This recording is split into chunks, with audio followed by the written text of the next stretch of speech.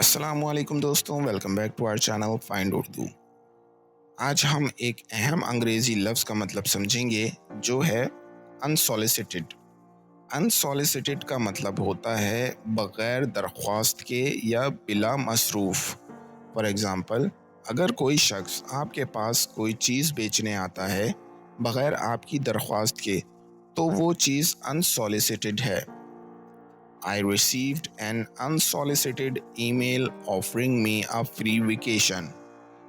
مجھے ایک بغیر درخواست کی ای میل ملی جو مجھے ایک مفت چھٹی کی پیشکش کر رہی تھی۔ تو دوستو، یہ تھا unsolicited لفظ کا مطلب۔ امید ہے اب آپ کو سمجھ میں آ گیا ہوگا۔ ملتے ہیں نیکسٹ ویڈیو میں۔ شکریہ۔